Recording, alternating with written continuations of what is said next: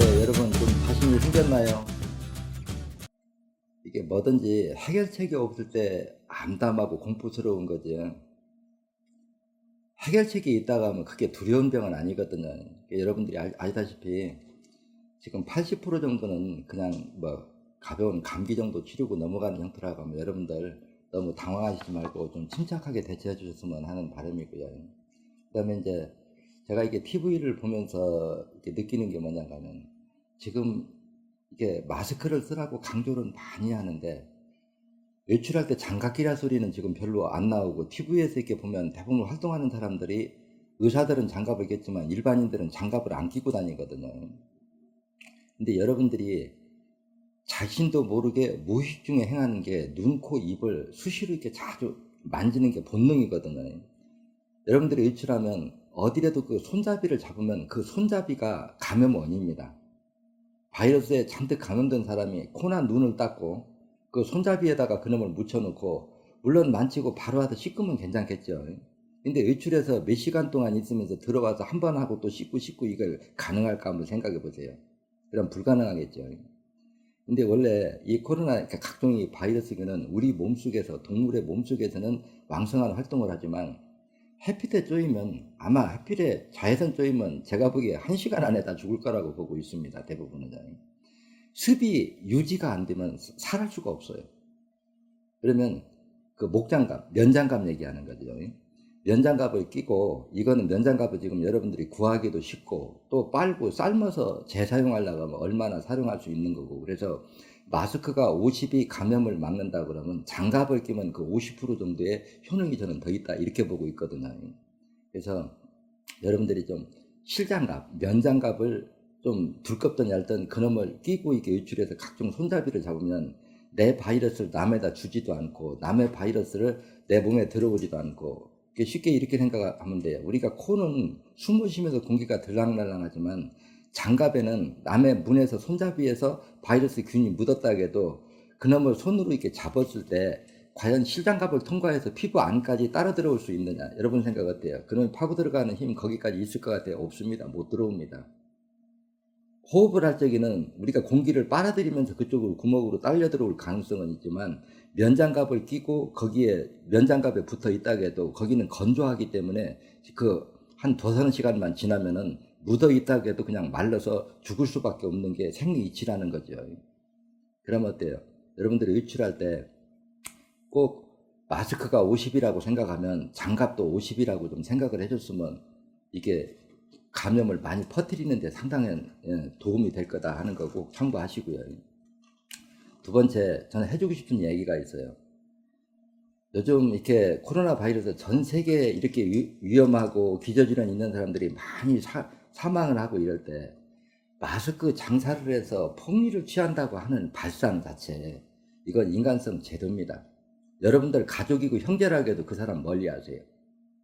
이런 사람들은 이게 어느 순간에도 빌붙어서 거기다 돈을 벌려고 하는 거 과연 당신들이 인간이라고 할 수 있느냐. 사람이라고 하는 거는 그래요. 사람 도리를 할 때 사람입니다.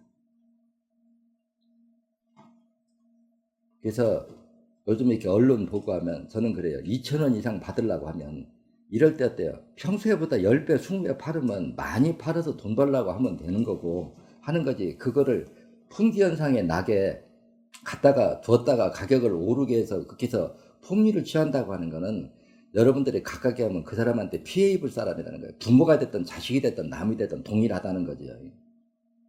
저의 이런 냉정한 소리를 듣고 어려울 때 모두가 이렇게 다 어려울 때 그거를 별미로 해서 폭리를 취한다고 하는 인성은 같이 섞여서 사는 사람 도움 안 된다. 그래서 저는 이 사회가 이런 걸 보면 예전에도 한둘은 나왔지만 요즘은 보면 너무 그런 것들이 좀 심하고 참 보기에 안타깝거든요. 세상이라고 하는 게 그래요. 저는 여러분들이 마음의 문을 열고 사물을 보면 세상이 스승 아닌 게 없습니다. 모두가 다 스승이에요. 근데 모두가 스승이 되려고 하면 여러분들의 마음이 열린 마음이 돼야 되고 진리라고 하는데 진리가 무슨 뜻이냐, 자연의 섭리가 무슨 뜻이냐 이거를 배우면 많은 공부가 되고 세상을 살기가 좀 많이 편할 겁니다. 근데 제가 그 영성편에 대해서 모든 걸 다 설명하려고 하면 여러분들이 알아들을 수가 없어요. 그러니까 이건 뭐 1시간 낭비다니까 짧게 이제 간추려서 얘기를 좀 해드리고 싶은데요.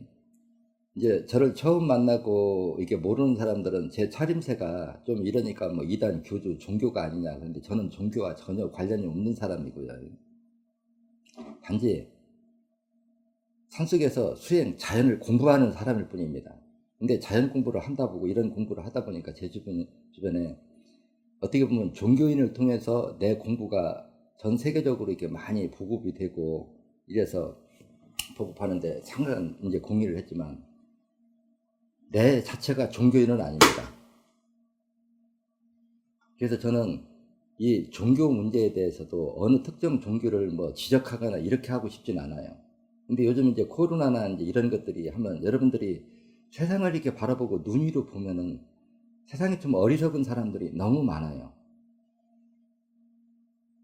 쉽게 여러분들 배우면 내가 말을 조금 우회적으로 순화시켜서 해드릴게요. 요즘에는 좀 분위기가 좀 안 좋으니까. 제 주변에 이제 종교인들이 사회율법을 배우러 오기 때문에 내가 모든 종교인한테 오면 그런 얘기합니다.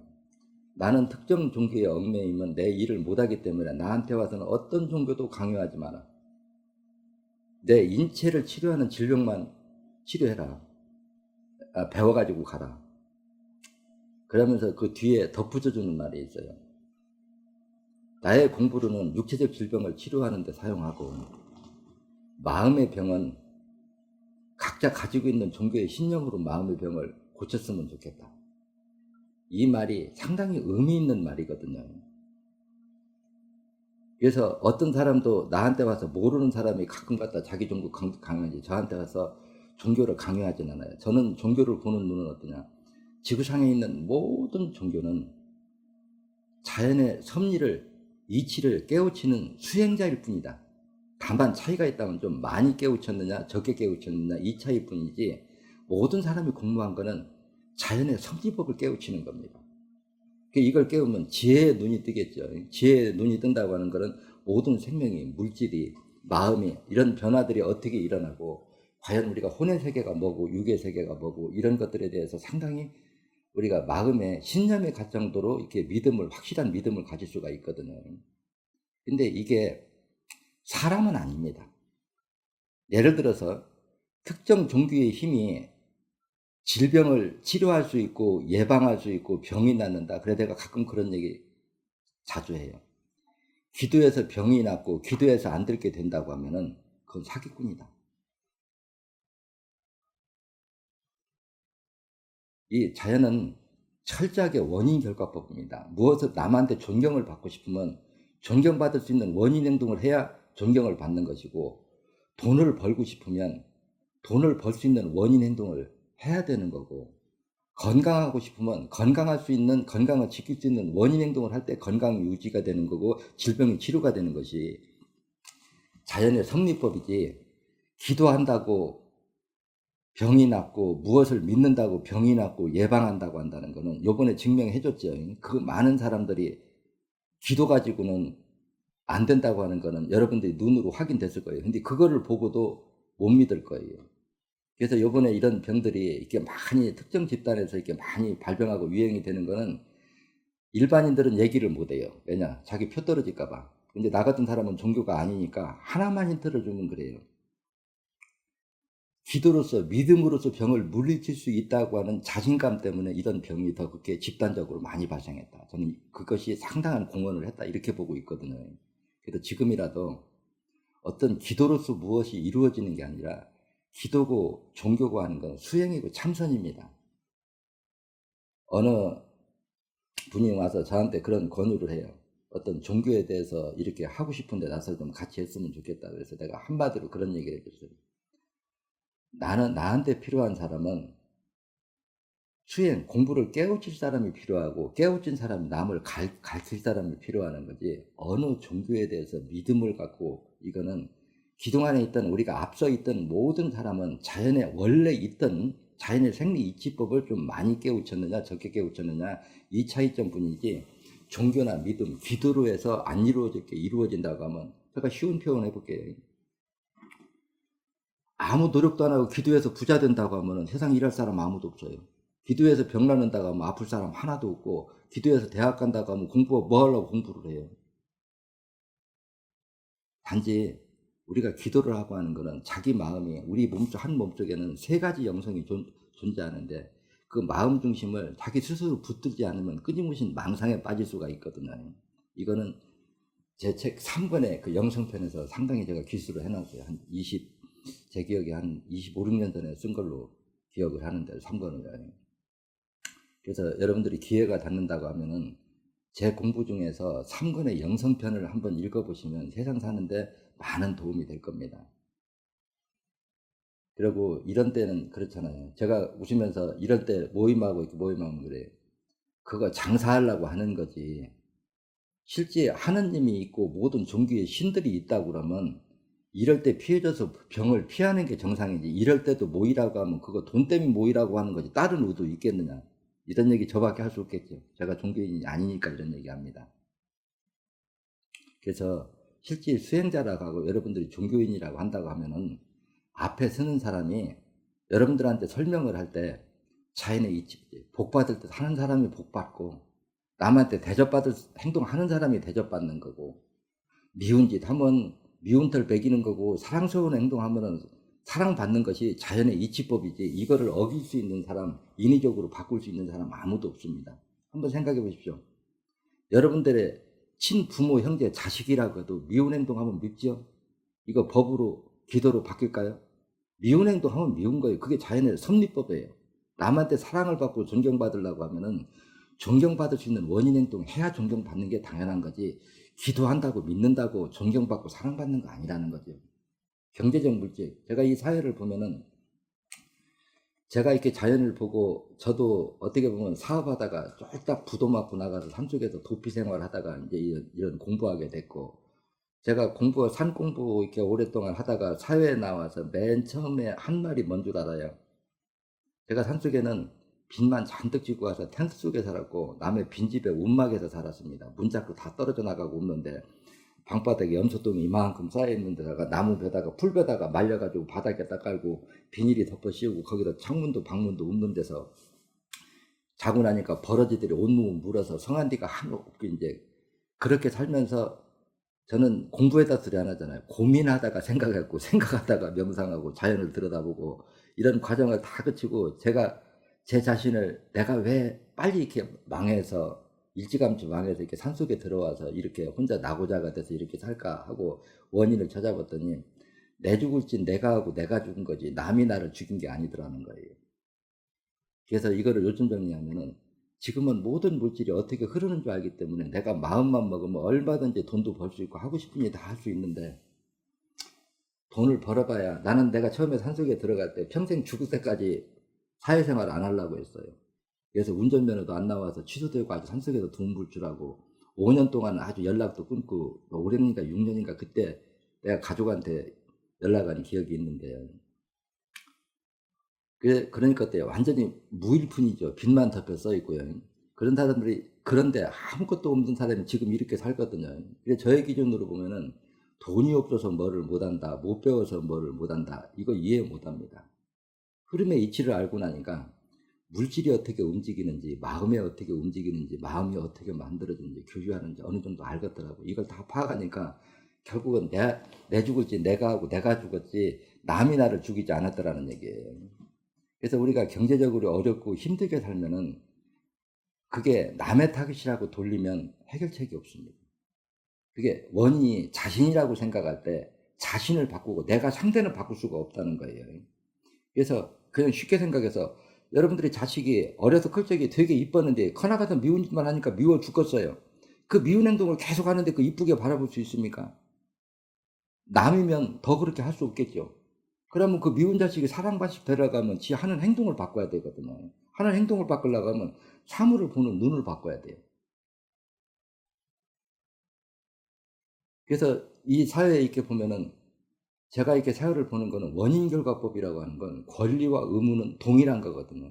근데 모든 사람들이 권리만 주장하지 자기가 그 자리에 있으면서 지켜야 될 의무에 대해서는 생각을 안 해요. 그냥 편하고 돈만 많이 받으면 된다. 이런 생각이 고정돼 있다는 거예요. 내가 많이 받고 그 높은 직위에 있으면 그 직위에 합당하고 많이 받는 만큼 자기가 그만큼 역할을 해줘야 된다는 의무감은 없다는 거죠. 그러니까 모든 사람이 다 내가 못 사는 건 네 책임이고 하니까 나를 살려달라고 하면 다 안 해버리면 일이 뭐가 되겠냐 이 뜻이거든요. 그게 하나하나 살펴보면은 참 이 사회가 이런 세상 이치법을 공부하는 사람들이 너무 적고 또 집단 이기심으로 법까지 바꿔서 이렇게 모든 것들이 집단 이기심이 만연해도 누가 그거 표의식하고 하나도 바로잡으려고 하는 사람들이 있거든요. 근데 저는 그냥 그런 얘기합니다. 나는 자식도 없고 누구한테 물려줄 것도 없고 나 같은 사람이 입 바른 소리 안 하면 언제 하겠느냐. 근데 나도 조금 경제적으로 안정이 된 다음에 내가 하겠다 웃으면서. 근데 누군가는 뭔가 잘못된 현실이 나가면 그걸 바로잡으려고 표면에 나서줘야 되는데 이게 정치인들은 표만 의식해가지고 잘못된 걸 잘못됐다고 지적도 그냥 못하고 이런 사회가 되니까 우리 인간들이 지금 사는 게 자꾸 이기심이 돼서 사회가 돼요. 범죄니 뭐니 나를 혐오하는 사람들이 자꾸 늘어나요. 제가 자연을 이렇게 공부해 보면은요. 자연의 법칙이 바꿀 수도 없고 순응할 수밖에 없는데 우리가 할 수 있는 일은 그거를 자연의 법칙을 하면 응용을 할 수가 있어요. 응용을 할 수가 있는데 이제 이 부분을 잘 알고 사람들한테 일깨워 준다고 하면 제가 처음에 여기에 들어와서 이런 일을 한다고 할 때 돈도 없지 학교도 배운 것도 없지 그런데 지금은 이 자리에 우뚝 서버렸단 말이에요. 그래 여러분들이 생각하면 한의대학도 안 나오고 그렇다고 양약대학도 안 나왔는데 그 많은 학생들이 있는 대학에 가서 교재를 근 20년을 써주고 이사다 고급 고문이다 학회를 만들어 놓고 최고 학자들 모아놓고 거기 이사로 앉아있고 이런 활동한다고 하면 일반인들이 어떻게 믿겠어요. 근데 나의 공부가 왜 이렇게 많은 사람들이 공감을 할까요? 지금까지 인류를 뒤엎을 만한 큰 공부들은 전부 자연에서부터 비롯된 거예요. 내 공부가 자연 공부이기 때문에 그만큼 적중하고 그러니까 이 공부는 원래 있던 걸 내가 바라보는 시각이 달랐기 때문에 알아챈 거죠. 그러니까 우리 이제 질병이 여러분 생각하면 두통이 달라, 치통이 달라. 여러분들 아마 잇몸에 염증 있는 사람들 뼈가 다 녹아도 이가 빠지고 임플란트도 다 녹아서 빠져서 뼈를 갖다 심어도 녹아버리고 심어도 먹어버리고 도저히 못한다고 하는데 내가 보면 그거 하려면 왜 못해요? 얼마든지 하지. 39번하고 18번하고 8번 빼고 다시 뼈 심어봐. 녹는가 안 녹는가. 그리고 이 흔들리고 잇몸 생길 때 염증 생기면 침으로 탁탁 찔러서 거기 피 좀 빼고 죽염 60% 콩기름이나 들기름, 식용유, 포도씨유 아무거나 거기다가 한 40% 섞어서 물구름하게 개가지고 그놈으로 사혈하고 하루 한두 번씩 양치질 해봐. 염증이 생기나 안 생기나. 이것이 아까 되면 또 치주암까지 가거든요.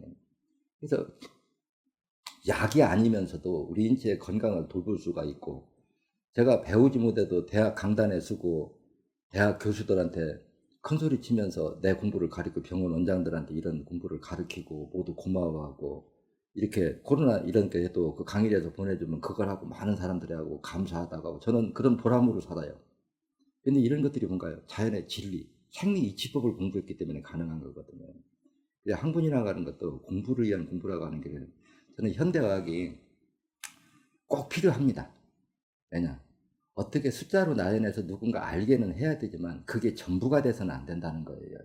그래 그것도 병행하고 저처럼 이렇게 자연을 원래 있는 걸 이용해서 아무나 며칠만 배우면 할 수 있는 걸로 해서 대부분 건강 한 90% 적어도 90% 이상은 자기 건강관리 자기가 건강관리 할 수 있게끔 일깨워주고 아무리 일깨워준다 해도 막힌 사람들 깨우치 못하거든요. 못 알아들어요. 이 고정관념이 아직이 꽉 맞은 사람들 지금 한국도 병원 의사들 그렇잖아요. 내가 30년을 떠들어도 아직도 지금 고혈압, 당뇨, 알레르기, 비염 하나 못 고치면서도 그 구슬이 최고인 줄 알고 하잖아요. 그래서 이 고정관념이라고 하는 게 이만큼 무서운 거라는 거죠. 그래서 고정관념을 버리고 자연이 있는 그대로 제가 산속에서 공부한 게 그래요. 그래서 제가 옛날에 첫 강의할 때 세상에 내가 마음만 먹으면 돈 어떻게 돈 움직이는 것까지 이제 알겠더라. 어떻게 하면 돈이 이게 마음 따라서 움직이는 거기 때문에 어떻게 하면은 물질도 풍요롭게 살 수 있겠더라. 하니까 사람들 눈격이 천대 눈격 그 강의한 거 비디오 테이프 찾아보면 있을 거예요. 지가 능력이 없으니까 산속에도 빈집이도 저러고 살지 능력이 있어도 저러고 살거든요. 그리고 제가 어느 정도 이렇게 경제적으로 자리를 잡고 사니까 사회적으로 좀 있는 사람이 나한테 와서 그런 얘기를 해요. 선생님이 처음 올 때부터 경제력이 있고 여기 와서 이런 일 했으면 모든 사람이 따라줄 건데 들어올 때 부도가 나가지고 빈털터리를 한석에서 텐트 치고 살으니까 선생님을 인정하지 않으려고 하는 사람이 많다는 거예요. 그래서 내가 한마디 딱 해줬어요. 야, 이 사람아, 부모한테 물려돈 받은 가지고 성공할 수 있는 건 누구나 할 수 있어. 돈 한 푼 없이 무에서 유를 창조하는 건 쉽지 않아. 제가 여기 와서 이 일할 적에도 현대의학의 그 고정관념을 바꿔준다고 하는 건 계란으로 바위 깨기라고 했습니다. 근데 지금 어때요? 세월이 한 30년 흐르다 보니까 이제 현대의학이 뭔가 잘못된 것이 고정관념이 무너지는 소리가 우르르 우르르 소리가 들리지요. 이거 코로나19 제 방식대로 해보십시오. 적어도 95% 정도는 가정에서 해결합니다. 시작할 때 바로만 한다고 하면은. 그리고 중학생 때부터 예방사열 하라고 해서 애들한테 취미로 하면 애들한테 그래요. 살찌기 싫어하는 놈들 8분 빼면 살 빼진다고 하면 하지 말래도 살찌기 싫어서 할 거고, 얼굴이 시큼하고 여드름 나는 놈들 8분 빼면 여드름 없어진다고 하면은 다 할 거고, 공부 못하는 놈들 응? 애들한테 너 1번 9번 빼면 암기력 좋아져가지고 공부 성적 올라간다고 하면 하지 말래도 할 겁니다. 이런 거 애들 때부터 미리 하면 지금 치매니 이런 질병 고치느라고 많이 고생하고 자식들 고생하고 병원 의사들 고생하고 헛돈 낭비하고 생산성 떨어지고 이렇게 살 필요 없다는 거죠. 세상이 다른 각도에서 보면은 얼마든지 새로운 각도가 있다는 거예요. 그래서 저는 어떤 세상을 보는 마음의 그 고정관념을 버려라. 그 경우에 따라서 사람들이 저 사는 모습을 보면은 좀 답답하고 심심할 것 같기도 할 거예요. 근데 저같이 살아보면 사실 심심한지 몰라요. 저게 삶의 기록 보면은 아마 여러분도 상상 못 할 거예요. 30년 동안 주머니에다가 돈 넣고 내가 돈 내밀니까 가서 물건 가격 흥정해서 사본 적 없고, 통장 가져본 적 없고, 명함 가져본 적 없고, 핸드폰 가져본 적 없고, 시계 찬 적 없다. 그래서 지금까지 살아요. 이렇게 하고. 근데 뭔 재미로 사냐? 하나하나 공부를 깨우치고 그 깨우쳤을 때 그 성취감. 그게 제가 산속에서 느낀 게 뭐냐면, 인간이 살면서 행복이라는 것이 상당히 중요하잖아요. 상당히 중요한데 내가 보면 모두가 행복할 수 있는 여건을 다 갖추고 있는데 스스로 불행하게 만들어서 스스로 불행하게 살아요. 진리의 눈으로 보면. 그래서 이거를 요점 정리를 해보면 우리가 행복하게 살려고 하면 행복을 느낄 수 있는 자기 마음가짐이 돼야 돼요. 그 마음가짐이 뭐냐? 사람의 이 본성이라고 하는 걸 남에게 비유를 하면 항상 자기보다 나은 사람한테 비교하는 습성이 이제 자기보다 못한 사람한테 비교하는 습성은 없거든요. 그러니까 남하고 비교한다 하면 그 순간 자신은 불행해지는 거다. 삶이 쫓기는 거고. 그래서 자신이 행복해지려고 하면 첫째 남하고 비교하는 시각을 먼저 버려야 돼요. 그러면 행복을 느끼려면 뭔가 즐거움이 있어야 되잖아요. 근데 과연 행복이라고 하는 게 즐거움이라고 하는 게 어디서 찾을 수 있을까? 우리가 제1형성인 욕심은 끝까지 욕심이기 때문에 욕심은 욕심으로 끝나지 욕심이 이루어지는 일은 1%도 안 나옵니다. 성공을 하려고 하면 성공할 수 있는 원인 행동을 해야 결과로서 얻어지는 거지 욕심 가지고 성공할 수 있는 기회는 없다는 거죠. 그러면 어떻게 하면 행복할 수 있느냐? 남한테 비교하지 말고 그 다음에는 뭐냐? 현재 자신이 하고 있는 일, 어떤 일을 해도 자신이 하고 있는 일에서 성취감을 느끼지 못한다고 하면은 영원한 행복 없어요. 사람들이 제가 하는 일 보고 와서 보면 아마 일반인들은 상상하지 못할 일을 저는 해내고 있거든요. 어떤 일을 해내느냐.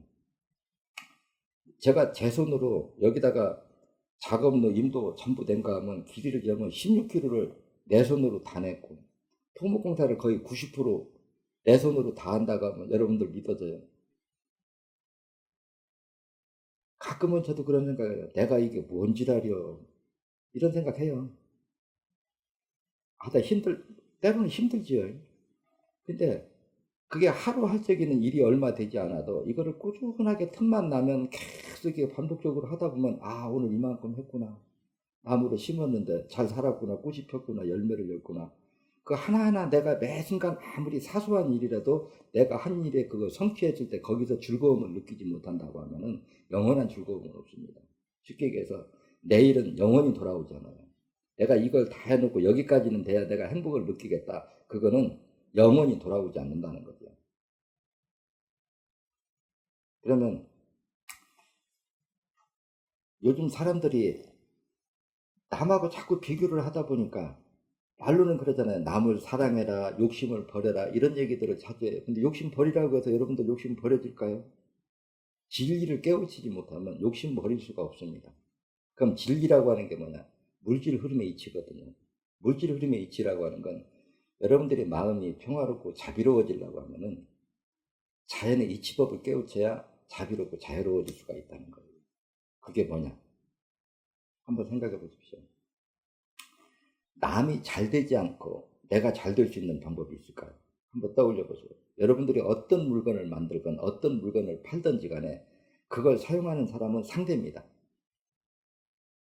많은 사람이 내가 하는 일을 필요로 할 때 내가 경제를 풍요도 누릴 수 있고 하는 일도 성공할 수가 있다는 거예요. 근데 상대가 하는 일이 안 돼서 돈이 없다면 내가 하는 어떠한 일도 성공할 수 없다는 거예요.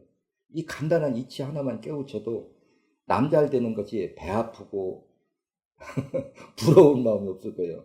네가 돈 많이 벌고 성공해서 내 것도 좀 사주고 네가 세금 많이 내서 내가 세금 적게 내고도 도로도 포장되고 공공시설도 하면은 그 사람 덕에 내가 사는 거예요. 근데 어쩐 놈은 지금 사회가 보면 내가 가끔 그런 얘기해요. 교육할 때에도 어쩐 놈은 나라 꼴이 남 잘 되는 꼴을 국가나 국민이란 남 잘 되는 꼴을 못 본다. 누가 조금 앞서가 무조건 끌어내리고 세무조사를 하든 무슨 조사를 해서 끌어내리려고 하지. 게다가 가끔 짜증나면 그래요. 한국에서 사업하려고 하면 미친놈이라고. 내가 3권을 쓸 적이 언제 썼어요? 25년 전에 썼죠. 그 당시 제가 뭐라고 해놓는 거니? 네가 네 돈 갖고 사업하고 망하면 네가 책임지고 돈 벌면 남을 위해서 내놓으라고 하면 너 사업할 마음이 있느냐? 할 사람 없어요. 그래서 내가 사람 마음의 이치를 이렇게 설명하거든요. 사람의 능력은 천태만상입니다. 능력이 있는 사람은 많은 사람을 먹여 살리고 일자리를 만드는 거고 능력이 적은 사람은 적은 일자리를 만드는 거거든요. 이걸 그대로 인정해 주라는 거예요. 그러면 인정을 해주면 무엇이 좋냐? 그게 대기업이 돼서 많은 일자리를 만들어내고 세금을 많이 내면 내가 세금을 적게 내고도 내가 편하게 살 수 있고 많은 사람이 먹고 살아도 돈이 풍족해서 내 물건을 잘 사주면 내가 편하지. 상대가 쫄딱 망해서 세금도 못 내면 도로 포장이나 공공 목적에 일 못 할 거고 복지 사업도 못 할 건데 무슨 잘 되는 사람 하나 끌어내리고 거기다가 세무조사해서 내려면 무슨 자기가 영웅이나 되는 척하고 떠드는 거 보면은 참 나라 꼴 참 잘 돌아간다 싶은 생각이 들어가거든요. 그리고 지는 남한테 한 푼 내놓도 못하고 남한테 하나 자선도 못하면서 남한테만 내놓으라고 해요. 지 집구석에다는 수구간이 쌓아놓고. 그래서 내가 더불어 살면서 세상 삶이 복잡한 것 같아도 간단한 생각하면 아주 간단하다. 세상에 예의라고 하는 거 여러분들 생각해 보세요. 어떤 사람의 이미지가 형성되려고 하면 단 몇 초 만에 형성이 돼요. 근데 그 사람을 좋게 보고 나쁘냐는 그 사람 처세술이 달렸어요. 처신, 매너. 여러분들 매너 나쁜 사람하고 뭐 같이 하고 싶은 생각 없죠? 매너가 일단 나쁘면 뭐든지 피하려고 하고 겉만 대할 거예요. 그러면 매너라고 하는 게 뭐냐? 사람이 문화가 다 다른데 그거 아주 간단해요. 남이 나한테 하는 행동이 싫으면 나도 하지 말으면 된다. 아주 간단하잖아요. 그렇죠? 남이 나한테 하는 행동이 싫으면 나도 하지 말고 남이 나한테 요구해서 내가 들어주기가 어렵다 싶으면 나도 남한테 요구하지 않으면 돼요. 이 두 가지만 생각하면 간단한 거예요. 근데 자기는 하기 싫으면서 자기는 못하면서 남한테만 하래. 그러니까 어때요? 인격적으로 인정을 안 하려고 하죠. 그래서 마음 편하게 살려가면은 세상에 나무를 봐도 큰 나무, 적은 나무, 나무가 수십 종류 돼요. 우리 인간의 성격도 천태만상입니다. 인간은 다양성이 확보되는 자유가 확보돼야 사람의 행복을 느낄 수 있어요. 그리고 우리 인간 사회에서 어떤 일을 해도 누군가는 필요로 하는 일이기 때문에 그 일이 존재하는 거거든요. 그러면 모두가 하는 일을 그대로 다 존재하게 내버려두고 너는 네 멋에 살고 나는 내 멋에 살고 네가 번 건 네 거, 내가 번 건 내 거, 내 것만 간섭하고 남의 건 간섭 안 하는 쪽으로 돼야 사람이 모두가 서로가 서로를 미워하고 그 뭐랄까 척을 짓는 거지 저거지. 그래서 제가 공부해 보니까 참 아이러니한 게 있더라고요. 뭐냐 사랑을 너무 강조하면 악이 나오고 악이 승해지면 선이 나와요. 선과 악이 백지 한 장 차이점이라는 거예요. 쉽게 얘기해서 기업이 돈을 못 벌어. 무조건 돈만 달려. 망해도 달려. 그러면 오너 입장에서 직원들이 어떻게 보일까요? 또 반대로 사장이 돈을 많이 벌으면서 직원들한테 안 줘. 그러면 열심히 일하고 싶은 마음이 들까요? 서로가 입장이 동등한 거예요. 세상은 공평해야지. 그래서 제가 어떤 사물을 보고 옳고 그름을 들 때는 있는 사람과 없는 사람이 공평해야지 무조건 없는 사람 편이라는 거는 오히려 사람과 사람이 서로 미워하게 만드는 악을 싹 피운다는 거예요.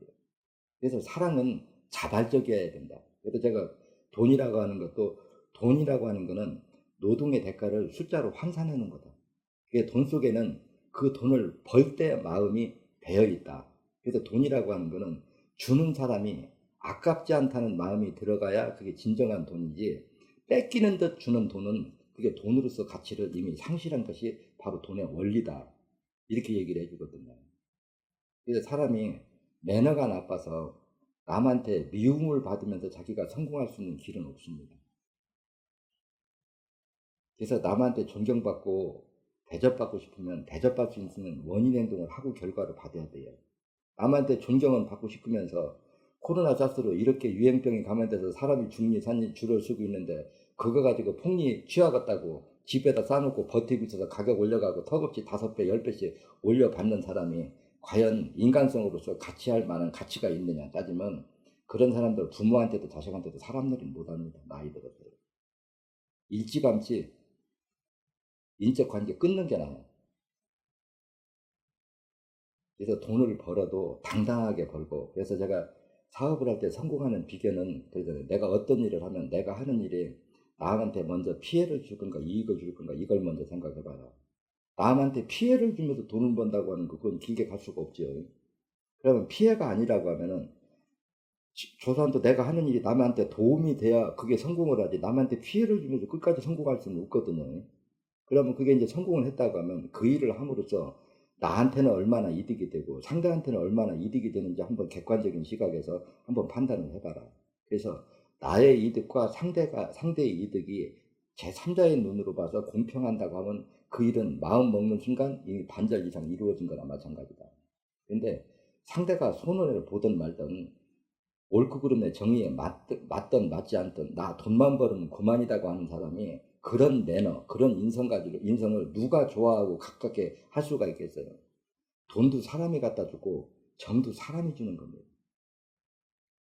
그래서 인성이 바로 쓰지 못하면 어느 곳에서도 대접받을 수 있고 성공할 수가 없어요. 사람들은 자꾸 어리석게 성공한 사람들의 인성이 안 좋은 줄 아는데요. 제가 이렇게 보면 여러분들이 한번 객관적으로 한번 사람을 보고 이렇게 처신하는 그 사람 이렇게 매너를 한번 지켜보세요. 아무리 식당이든 문방구든 어떤 작은 사업이든 큰 사업이든 가리지 말고 대부분 성공한 사람 10에 9은 매너가 아주 깨끗합니다. 공사를 분명히 구분할 줄 알아요. 그리고 적은 돈을 소중히 여깁니다. 근데 실패한 사람들은 보면 적은 돈은 돈이 아니고 매너가 별로 없어요. 여러분들도 돈을 사람이 갖다 준다고 하면 매너가 좋지 않은 사람 여러분들이 가깝게 하고 싶은 마음 안 들 거예요. 내가 그러면 상대도 그런 겁니다. 세상 마음에 있지 진리라고 하는 게 어려운 것 같아도 여러분들이 바로 코앞에 있거든요. 그래서 저는 이 사회가 너무 이기심, 집단 이기심, 옳고 그름은 사라지고 의무는 사라지고 권리만 주장하면서 나의 어려움을 전부 남한테만 해결해 달라고 요구하고 아우성 치는 거 보고 저도 한때 엄청난 고통에 내 스스로 이렇게 벗어나지 못한 게 있었어요. 뭐냐고 하면 저는 항상 제 삶에서 이렇게 아쉬운 점이 있었어요. 어떤 아쉬운 점이 있었느냐. 나는 어쩌다 보니까 이게 자연의 이제 이치, 섭리법을 깨우치는 수행의 길, 그냥 공부하는 길로 빠져서 공부하는 사람으로 남고 싶은데 내 공부가 알려져서 사람들이 많이 오니까 내 주변 사람들이 나를 자꾸 물질로 보려고 그래요. 나는 물질을 생각하고 사는 사람이 아니거든요. 쉽게 해서 우리가 물질이라고 하는 게 세상은 양식이 두 가지가 있습니다. 내 육신에 필요한 양식이 있고 마음의 양식이 따로 있다는 거죠. 저는 영적인 마음의 양식을 추구하고 사는 사람이지 물질을 추구하는 하는 사람이 아닌데도 내 주변의 사람들한테 나를 자꾸 물질로 보고 물질로 도와주기로 하네요. 근데 내 입장에서는 내 깜냥에는 도와준다고 도와줬어요. 근데 한 사람도 고마워하는 사람이 없더라는 거예요. 그러니까 정신적으로는 늘 쫓겨요. 내가 얼른 자리를 잡고 경제적으로 안정을 취해야 내 부모고 형제고 도와줘야 되겠는데 그런데 회사라고 하는 걸 운영하다 보면 내 회사가 팽이처럼 돌아가야 되는데 그걸 빼서 도와줄 수 있는 틈이 거의 없고 어떻게 하다 그거 어거지로 눈치 봐가면서 조금 해주면은 내 딴이는 그래도 해준다고 해줬는데도 늦게는 마지막에 욕만 돌아오더라는 거라. 그래 이게 도대체 이런 현상이 왜 그럴까 하고 생각을 해봤더니 답은 하나에 있더라는 거예요. 뭐냐? 나한테 무엇을 요구하는 사람들은 큰 걸 요구해. 예를 들어 가지고 나한테 1억을 도움을 받기를 원해요. 근데 내가 아무리 노력해도 5천만 원을 줬어요. 그럼 나한테는 5천만 원도 크게 생각하고 도움을 줬지만 받은 사람은 1억을 마음속으로 기대했기 때문에 5천만 원은 받았다는 고마움이 안 드는 거예요. 그래서 내가 그 표현을 그러거든. 우리 인간이라고 하는 본성은 하나 주면 2개 주기를 원하고 2개 주면 3개 주기를 원한다. 그래서 3개를 안 주면 욕하고 도망가는 게 사람의 본성이지 그 한 개 준 걸 고맙다고 영원히 기억하는 사람들은 별로 없는 게 어리석은 사람의 본능이다 제가 그러거든요. 한 번 고마운 건 영원히 고마운 겁니다. 제가 경주에 처음 들어가서 그런 얘기를 하는 이건 실화거든요. 내가 산속에서 텐트 치고 그 산에서 풀 벼가지고 거기서 자니까 온 몸은 전체 다 뿔긋뿔긋하고 막 이 쐐기들이 잔 벌레들이 몸 물어서 엉망이거든요. 그러니까 한 사람이 마을 사람이 와가지고 내가 사는 게 뭐 방문도 없지 창문도 없지 그 염소똥이 뭐 근 30년 쌓여 있는지도 그걸 치우고 거기서 있으니 그 버러지들이 좀만 컸어요. 거기서 자는 거 보니까 자꾸 자기 집에 와서 자기하고 자기 아우님하자고 나 자꾸 권해요. 의형제 맺자고. 이제 나는 성격이 내려가서 못 산다고. 그러니까 내가 그분한테 딱 도움을 받은 건 감자 한 푸대, 정분 푸대가 한 푸대하고 나무 한 짐을 도움을 받았어요. 근데 그분이 내가 공부를 깨우치기 전에 간경화로 돌아가셨거든요. 근데 그분 돌아가시고 제가 경주에서 근 15년, 한 20년 사는 동안에 돌아가실 올 때까지 추석의 명절에 제사 비용 30만 원씩을 올 때까지 줬어요. 뭐냐, 내가 어려울 때 한 번 도움 받으면 그 감자 한 푸대 나무 한 짐 돈으로 따지면 얼마 될까요? 그때 화폐 가치로 따져도 5만 원, 10만 원이면 뒤집어 쓰는데 제사 때 그때 내가 어려울 때 이게 사람의 마음이거든요. 한 번 감사한 마음인데 인간의 본성이라고 하는 게 한 번 주면 2번 주기를 원하고 2번 주면 3번 주기를 원하고 그래서 어느 순간 누가 그런 얘기해 너나 잘 먹고 잘 살아라 그런 얘기를 내기 한 말이야. 아 맞다. 사람은 태어날 때 콩으로 태어났으면 콩으로 잘 팔자고 팥을 태우면 팥을 사는데 성인이 되기까지의 문제지 왜 끝까지 그걸 내가 책임져야 된다고 해서 내 스스로 그 고통을 받고 살았을까? 그래서 제가 얘기하는 게 3권에 쓰는 게 그래요. 이 개도 보면은 강아지 때 보면은 이놈들이 똥오줌을 싸면 어미가 핥아주잖아요. 어미가 핥아주면 여러분들 자식들 아무리 사랑한다고 해도 그 자식 똥오줌 핥아가면서 깨끗하게 해줄 그런 애착가 없을 겁니다. 그 정도로 새끼를 사랑해도 그놈이 커서 스스로 밥을 먹을 때 같으면 어미 밥도 못 먹게 내쫓아 버리거든요. 우리 인간의 삶도 자기가 필요로 하고 먹고 쓰고 노동하는 건 자기 노력에 의해서 먹고 산다는 걸 어려서부터 세뇌 교육이 되고 교육이 돼야지 지금처럼 칸가루지기도 끊임없이 남이 부모가 남이 그래서 내가 3권에다 기억나세요. 나의 어려움이 다 남의 책임이고 남이 나를 도와줘야 된다고 생각한다고 하면은 모든 국민이 똑같은 마음이면 상대가 나고 내가 상대다.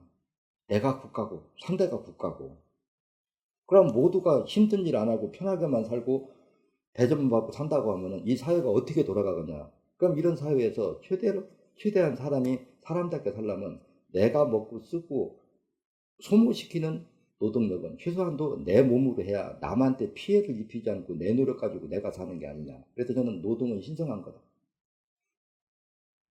그래서 지금도 제가 우스갯소리로 우리 집에 직원들 여러 명이 있어도 어느 누구도 육체적 노동은 나보다 많이 하는 사람 내가 없을 거다 그러거든요. 저는 요즘도 아침에 일할 때면 날 새기 전에 미리 일어나서 세수하고 차 한 잔 마시고 있다가 날 새면 들어와서 보이지 않을 정도 돼야 들어와요. 그러니까 도대체 누가 한 사람의 힘으로 이런 일을 이렇게 했다. 돈으로 하려고 하면 이건 못하죠. 근데 이런 일을 이렇게 해놓는 게 마음이 그래요. 세상은 꼭 돈으로 이루어지는 게 아니고 마음으로 얼마든지 이루어질 수 있는데 내가 몸으로 보여주고 싶은 거예요. 근데 요즘에 젊은 애들 이렇게 보면은 나는 못 배워서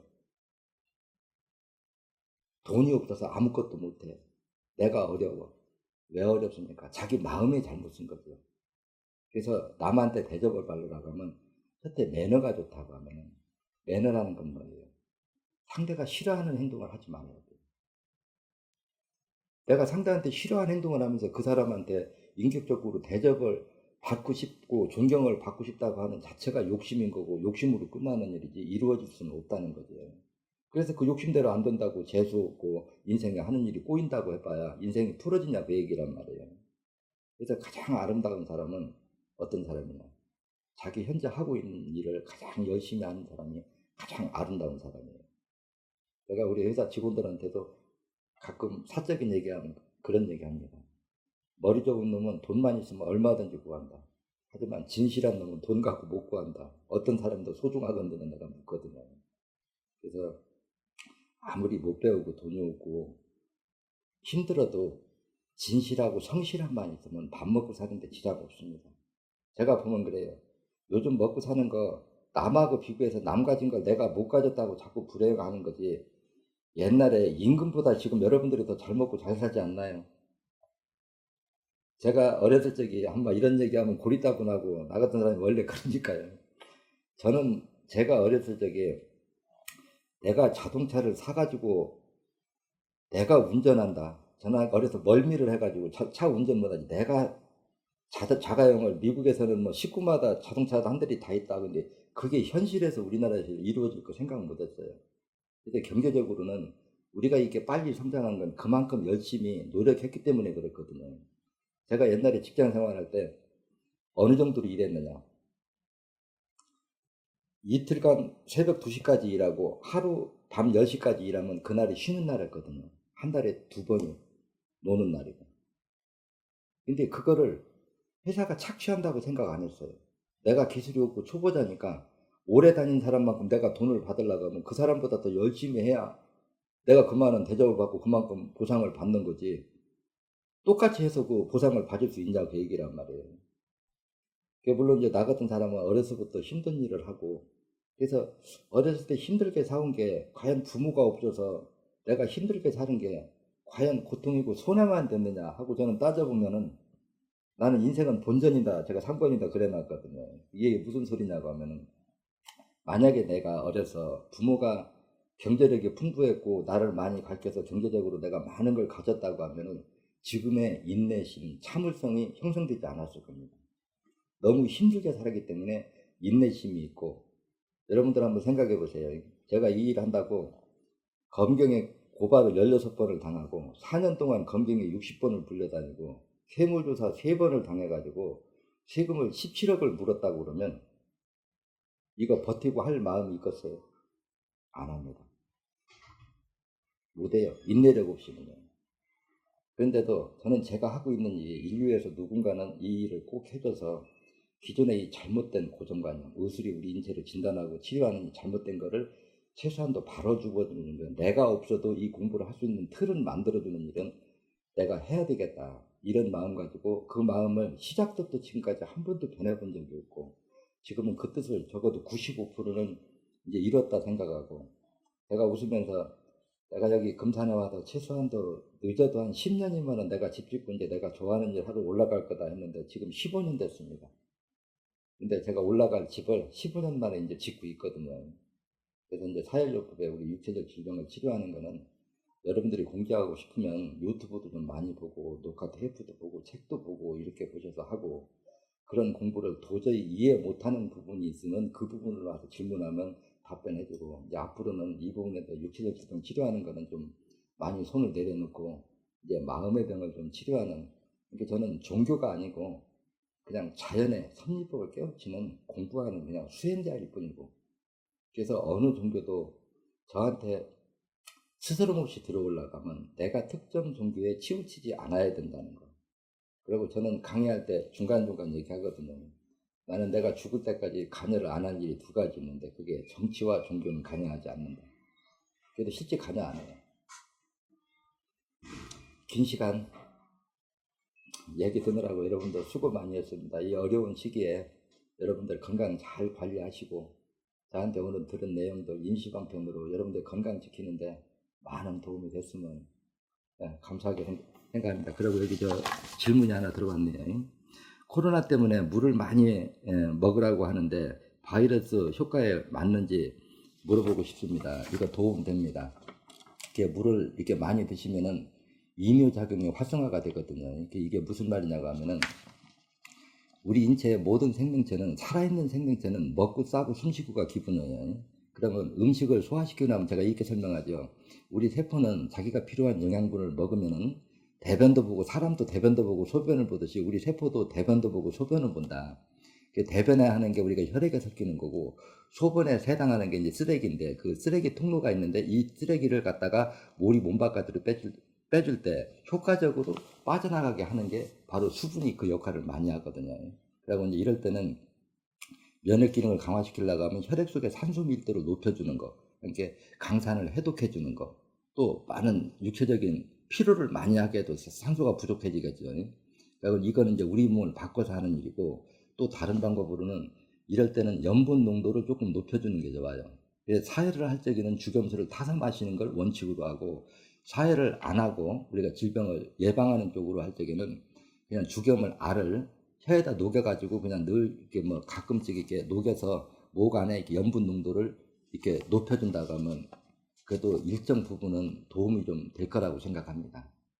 이거는 이제 또 따로 설명하려면 시간이 많이 걸리거든요. 그래서 그냥 요점만 정리하면, 이럴 때는 죽염을 예방 차원에서 나달 죽염을 좀 이렇게 꾸준하게 섭취해 주는 게 도움이 된다. 그리고 이제 산을 해독해주면, 혈액 속에 산을 해독해준 만큼 산소 밀도가 높아지면 면역 기능이 강화되고, 근데 아무리 맑은 피라고 해도 혈관이 막힌 데는 맑은 피도 약성도 도달할 수 없는 시점이기 때문에 이런 질병이 치료하기 어려운 거거든요. 그래서 실제 코로나 바이러스로 사망한 사람 폐를 잘라보면, 저는 눈으로 본 기억도 없지만 제가 본다고 하면 완전히 고름처럼, 그 연물처럼 이렇게 끈적하니 그냥 모든 단백질이 녹아있는 상태의 형태를 폐가 하고 있을 거다. 그게 뭐냐, 그 바이러스의 배설물이 녹였기 때문에 그러면 산소를 흡수를 못 하겠죠. 그럼 산소 흡수가 안 되면 산소 부족이 고열을 발생시키고 심장을 빨리 뛰게 하다가 심장마비로 산소 부족에 의해서 사망하게 되겠죠. 그래서 이 사혈요법이 어려운 것 같아도 여러분들이 알고 보면 아주 쉬워요. 그 내가 병이 진행되는 과정을 설명하려고 하고, 제 공부가 사혈요법이 200시간이고 처방하기 200시간인데 이거 여러분도 다 설명 들을 수 없잖아요. 그래서 병이 진행되는 과정은 적어도 200시간은 필요한데, 죽음을 거꾸로 생각하면 아주 쉬워요. 사혈요법이 왜 필요한가 하는 거. 사람이 지금 현대의학에서는 심장이 멎으면 죽었다고 하죠. 그럼 끝이에요, 현대의학은. 근데 생리학은 그렇지 않아요. 생리를 공부하면 심장이, 인체에 일어나는 모든 현상은 원인 없는 결과는 없다는 거죠. 심장이 멎어서 사망에 이르려고 하면 심장이 멎을 수밖에 없는 반드시 원인 제공이 필요하다는 거예요. 근데 이 원인 제공을 현대의학은 못 보고 있는 거죠. 근데 심장 생리학에서 바라보면 아주 간단해요. 책에 써놓은 거 보면 이 말들이 다 함축되어 있거든요. 심장이 하는 역할이 뭔가를 따져봐라. 심장은 뒤에서 피를 끌고 와서 앞으로 밀어주는 역할을 한다. 심장이 멎으려고 하면 심장이 피를 땡겨도 안 따려고 앞으로 품어도 안 빠져나가야 심장이 멎어서 사망할 수가 있다. 그러면 이렇게 되려고 하면 도대체 우리 말초모체혈관을 100으로 봤을 때 몇 프로 정도나 막혀야 심장이 피를 땡겨도 안 따려고 앞으로 품어도 안 빠져나서 심장이 멎어서 심근경색으로 사망할 수 있을까 하고 따져보니까 전체 말초보호혈관의 90% 정도는 막혀야 심장에 멎어서 사망할 수 있더라. 그러면 90%가 되기 전에 자꾸 빼주면 어떨까요?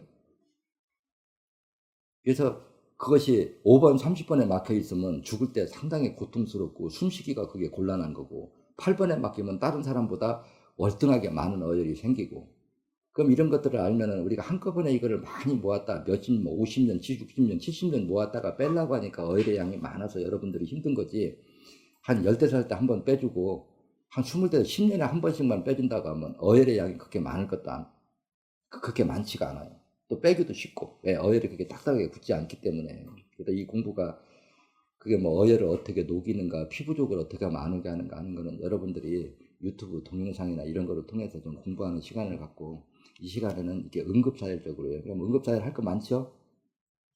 이제 마지막 끝낼 거니까 유진병에게 목이 근질근질하고 기침이 날라고 딱 시작하면 4번, 18번. 이제 기침을 하면서 가래가 끓는다. 그럼 32번 추가. 호흡이 잘 안 되고 답답하다. 5번, 30번. 또 콧물이 질질 나오고 비염이 있다. 47번. 고열이 난다. 8번. 쉽죠? 이게 응급사열입니다. 그리고 갑자기 급했을 때 30번, 2번이나 또 부분적으로 이렇게 무좀이나 이런 거 있을 적에 응급자원 몇 번만 빼도 응급처치가 되는 증세들이 아주 많거든요. 그래서 이런 것들을 잘 응용하시면 여러분들의 일상생활의 건강을 지키는 데 많은 도움이 될 겁니다. 네, 오늘 보수교육, 3월 보수교육은 이것으로 마치겠습니다. 이 뒤에 질문 또 있나? 이거 하나지? 네, 물은 많이 드시는 게 도움돼요. 근데 이왕 물만 드시는 것보다는 거기다 한 0.9%의 주겸을 풀어서 드시면 오히려 건강도 이노작용에도 더 도움이 될 겁니다. 네, 감사합니다.